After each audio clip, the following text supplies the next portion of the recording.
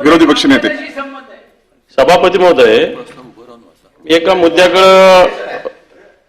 तसा आपल्या सभागृहाचा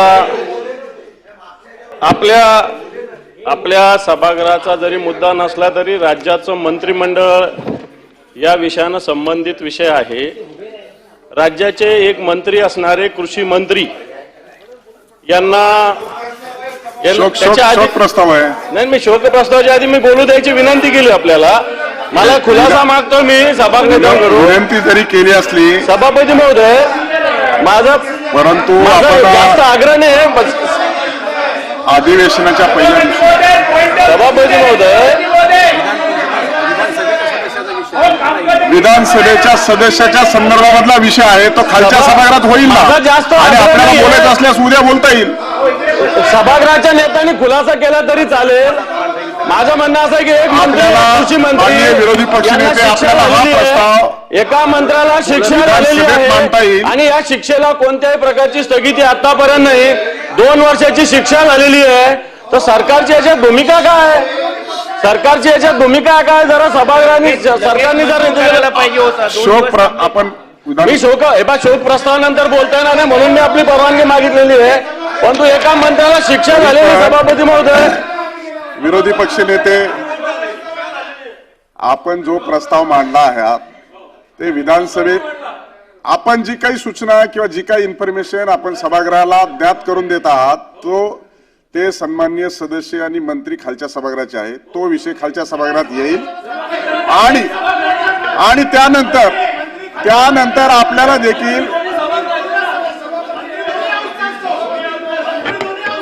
दोन्ही हाऊसचा मंत्री असतो, परंतु सदस्य खालच्या सभागृहाचे असल्या कारणानं आपल्याला हा विषय दुसऱ्या आयुधाच्या मार्फत देखील मांडता येईल. सभागृहाचे नेते उपस्थित आहेत.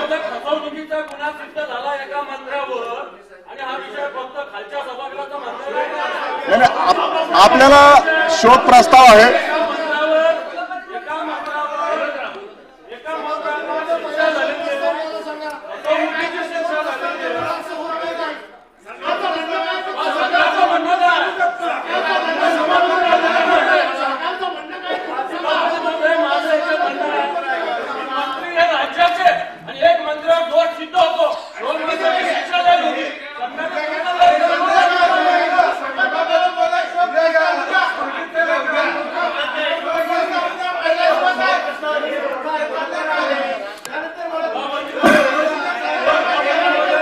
मला वाटतं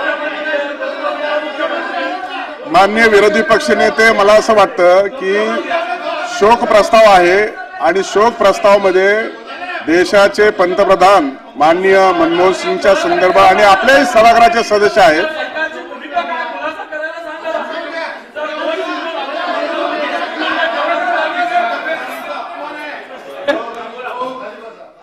सभापती महोदय,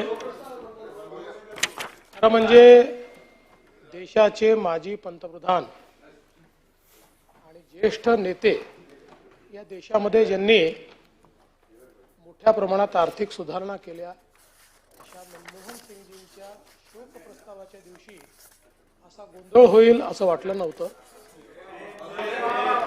तथापि माननीय विरोधी पक्षनेत्याला मी एवढंच सांगू इच्छितो की आपण मंत्री महोदयांच्या संदर्भात जे मांडता आहात त्या संदर्भात कोर्टाने सुनावणी पूर्ण केलेली आहे आणि क्लोज फॉर ऑर्डर ठेवलेला आहे. त्यांची ऑर्डर आल्यानंतर त्याच्यावर निर्णय सभागृह किंवा राज्यपाल घेतील. मी